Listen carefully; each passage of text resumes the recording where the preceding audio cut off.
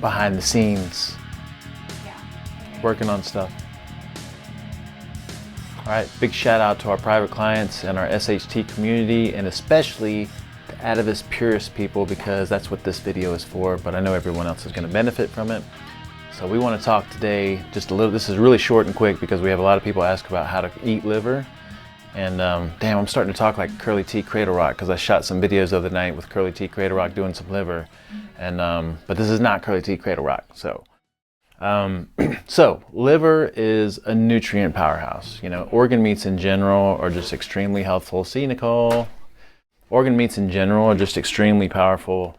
The nutrient density of organ meats like far surpasses anything that you're going to get from muscle meats. And muscle meat is healthy, but we need a mix of all this stuff. If you look at it from an ancestral perspective and you study anthropology, you'll see that a lot of non-modernized populations that still live on their ancestral diet like make organ meats a big part of what they do. And we're talking like not just liver, we're talking kidneys, intestines, adrenal glands, brains, you know. But here in America, of course, we're so desensitized to all that stuff. We never venture into that realm. So most of us probably have grandparents or great-grandparents that would make us eat liver all the time, and even take things like cod liver oil, you know. So extremely full of nutrients. You can just go to Nutrition Data Self, whatever that website is, and type in, you know, like chicken liver, beef liver, and compare it to like some muscle meat, and you'll see that the nutrients are just off the roof, off the chain. So now some things that in particular that we really like about it is it's got a complete amino acid profile. And so, and these are in a very bioavailable form because it's animal meats. And remember, if I eat something that looks like this, I give me everything that I need to make this. And of course, if I eat, you know, you think about one thing I want to dispel here, liver does not store toxins. Liver does filter toxins, and it also does a lot of other stuff. The liver has like thousands of different functions inside the body. And in order to do those functions, the liver needs a lot of nutrients for it to function. Okay, so if we eat the liver, we're getting the nutrients that it uses that's required to do all those different functions inside the body. So again, in particular, like we have a complete amino acid profile, very, very bioavailable form. We have a lot of B12, extremely crucial. You're only going to get it from animal sources. And then a lot of the other B vitamins, including folate, like folate in a way that the body understands and uses very well and easily. And then also, you know, we have a lot of people that come to see us that have anemia problems and are low in iron, and so it's a great source of iron. You know, and again, very bioavailable. It's hemi-iron, so. So it's a nutrient power. That's not all that's in it. You know, we got some fat soluble nutrients, some vitamin A and vitamin D in balanced amounts and things like that. Now, you can consume beef liver. Beef liver tends to have really high amounts of some nutrients that over the long term, if I consume beef liver every day, I might run into some issues. Beef liver is a little bit more pungent and a little bit more, less palatable because it's like kind of tough, you know, kind of gooey and sticky sometimes, even if you cook it really well. Now, chicken liver is extremely palatable and breaks up really easy, and it doesn't have those really high amounts of those specific nutrients. And so chicken liver you can consume a little bit more regularly. I do about a quarter pound to a half a pound of chicken liver every week, sometimes a little bit more, and maybe I get that in one day or one afternoon. Sometimes I'll mix it up and consume it spread out over a certain period of time. Isn't she so great?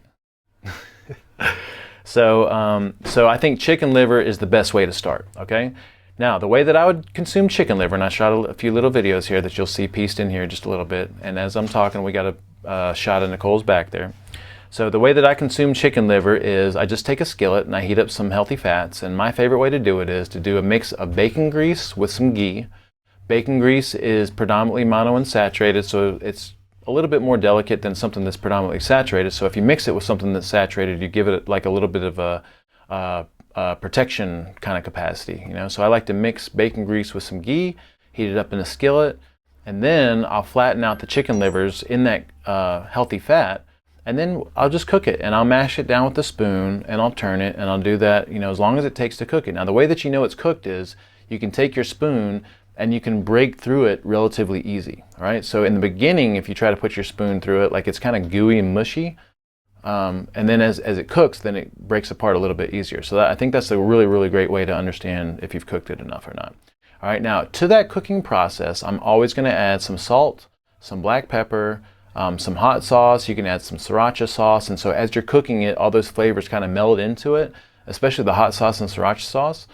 And then by the time it's cooked, you have this nice cooked taste to it, but it's also got a hint of all those different spices and things.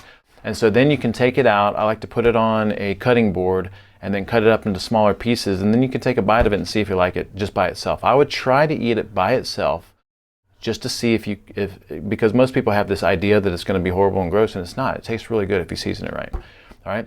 So, and then when you cut it up and you taste it, if you need to add a little bit more seasoning, you can. So that's one way to consume it.